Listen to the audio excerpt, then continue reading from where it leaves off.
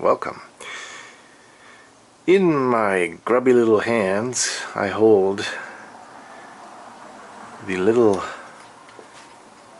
bulb that belongs right there. The indicator. The power on indicator bulb, which is blown. So well, I won't say restoring. That's an exaggeration.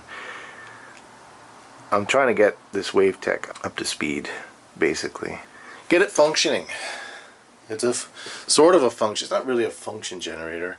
Model 142 high frequency voltage controlled generator. I think it has some kind of sweep capability, but I don't know how you leverage that or aka make it work. Anyway, if nothing else, it's got a massive range. It blows away anything I've got. Although I have some nice, RF signal generators. This one will dip down into the sub-hertz range, so it's an audio generator all the way up into, I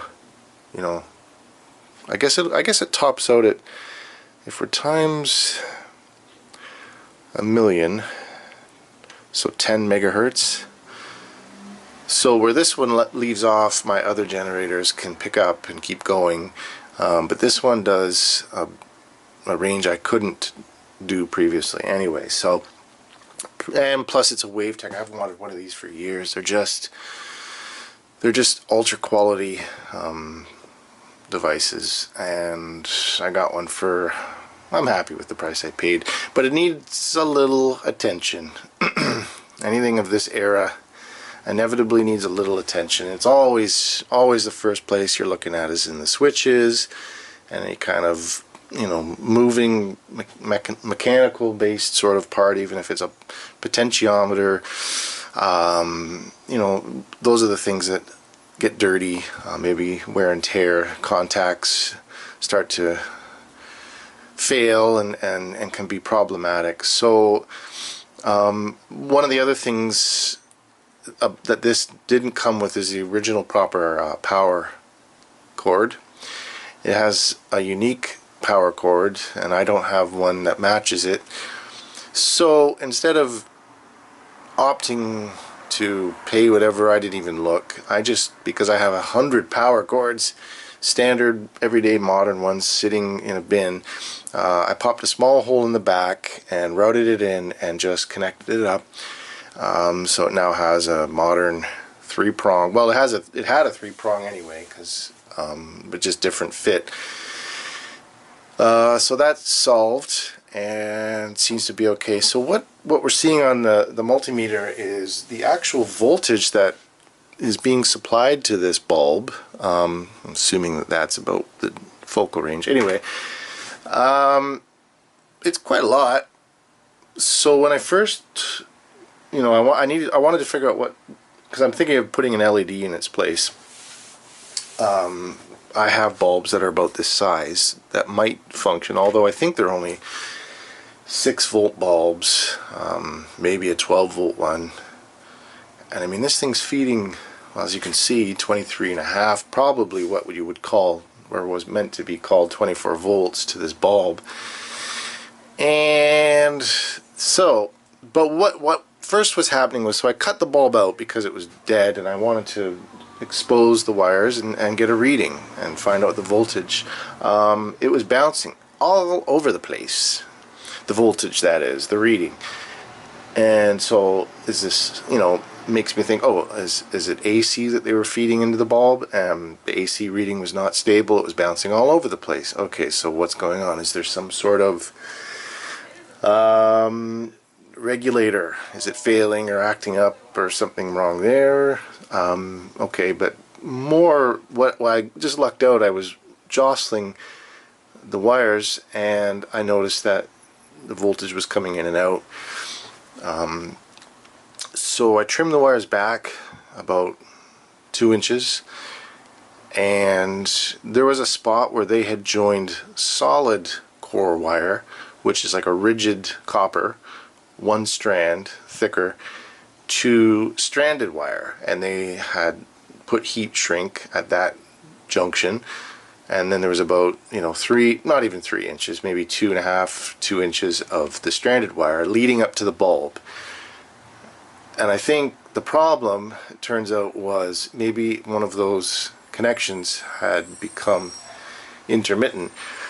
So I cut back to the solid core wire part. So now you can't see it. It's just behind here. There's 2 wires coming up that run up here that would run to this bulb. They're about here now because I had to shorten them up. You can see the leads for the multimeter here. And as soon as I did that and stripped back some of the insulation and put these on, now we see a quite stable voltage. I mean, it's bouncing around a bit, but I don't care about that. That's not bothersome. I would say that is fairly regulated. I mean, I could look at the schematic. I don't imagine that's... I imagine there's some sort of regulation in the power supply section for that. Nonetheless, it's quite a lot for an LED, so I'll have to sit down and crunch some numbers, pick an appropriate resistor to make up the difference. The multimeter just shut off. Not that that matters, but anyway, so that's one little thing I'll do.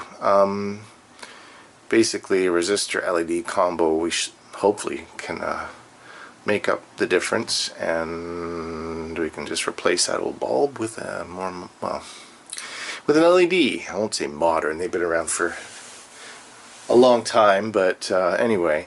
So just to finish up, so I've cleaned up everything. There's a lot of these, they're kind of, I would describe them almost as, maybe I'll just, I don't really want to pick the camera up. How can I do this? I hadn't planned for this part, but maybe I can just kind of tip it forward and you can see inside. If that's right, these things, and there's a few of them, they're almost like, I don't know what their proper name would be, but something like a wafer type switch. So when you turn this, it just changes the position and the possible. This is like your frequency times 0.001, 0.01 times 1, or times 0.1 times 1 times 10, 100, on and on, right? So that was a little at first when I first powered this up, and how I knew that that was happening, we're going to look way up now, way up, and we're going to zoom in so we get a look and see that thing up there, the oscilloscope. The oscilloscope. That's what tells us what's happening. And as I'm adjusting, you see and as I flip the switch around, you see the change. You see that nice clean waveform, nice sine wave. There's a nice triangle wave. Look how clean that is. Isn't that pretty? Yeah, that is something, eh? Nice and stable, not all herky-jerky. We've got a really nice feature. It's got this 20 decibel drop, so it goes 0, minus 10, minus 20, minus 30 is where it sits now. That's minus 20 dB. Goes off the scale at minus 10. So this is your attenuator built into the unit. This thing is very nice, and look how clean that is. And yeah, that is what I would want this thing to be. That is all this thing is supposed to be. So, anyhow, that makes me happy because it means that the risk I took on this thing was a good one. Yeah.